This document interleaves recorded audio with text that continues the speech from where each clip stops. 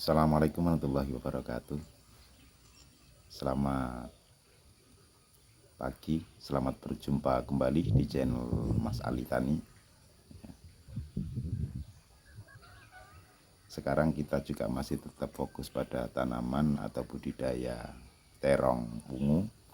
Yang kali ini saya akan berbagi tentang bagaimana kita mensiasati atau menyikapi supaya tanaman terong yang kita budidayakan ini akan aman-aman saja, akan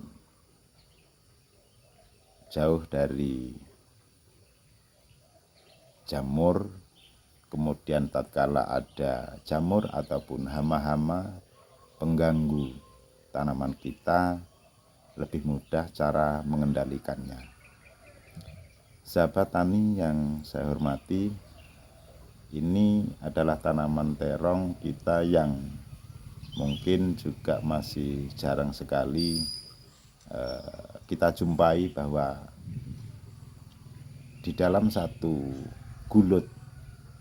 gulutan itu kita pasang mulsa, kemudian hanya kita gunakan satu baris tanaman terong.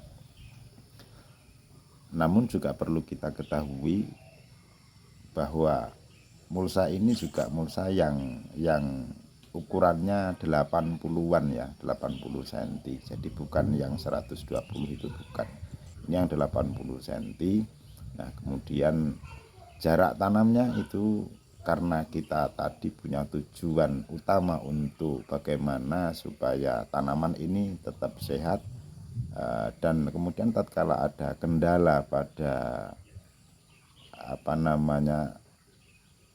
bukan kendala ya, tatkala ada harus menyelesaikan tentang hama tadi, kita jauh lebih mudah mengendalikannya. Maka jarak tanam ini juga harus kita siasati dari awal.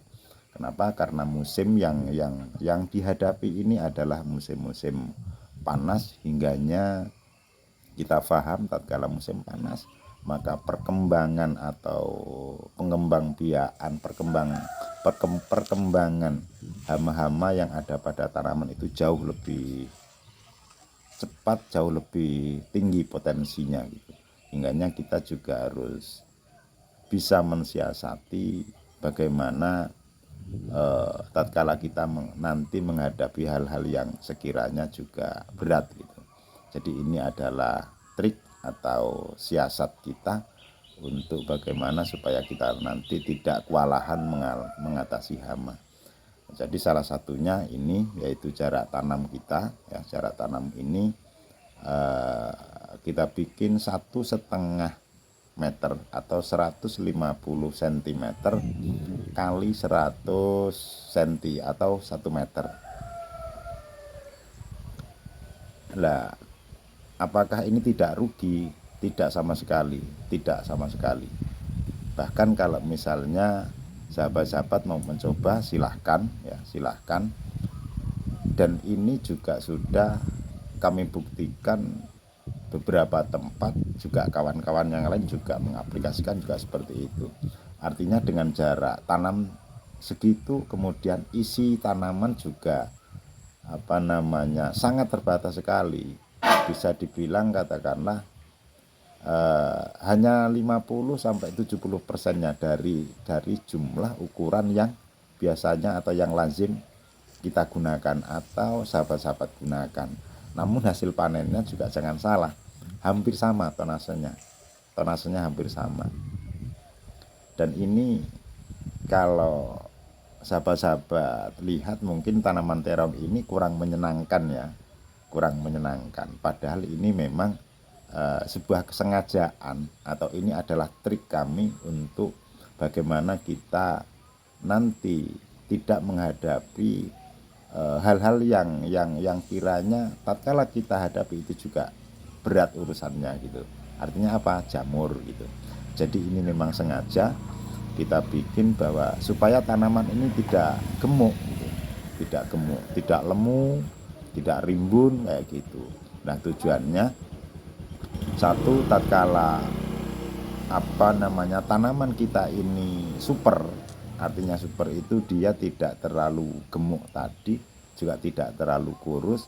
Nah, dia tentu akan sedikit lebih tahan terhadap serangan-serangan hama atau tidak akan menimbulkan kelembapan yang cukup tinggi pada lingkup media tanam kita. Nah, lalu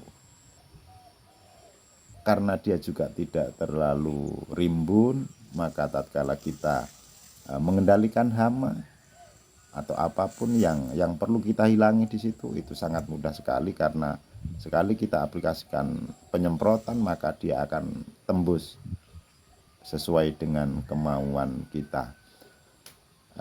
Sahabat tani yang saya hormati, ini adalah tanaman terong kita. Kalau varietasnya Lezata ya, ini varietas Lezata.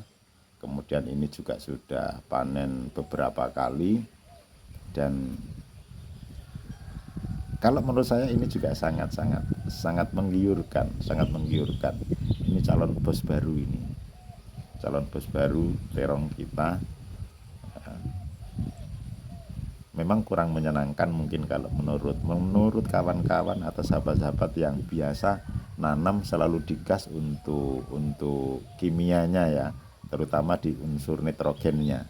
Tapi ini betul-betul kami batasi supaya pertumbuhannya juga tidak semaunya dia.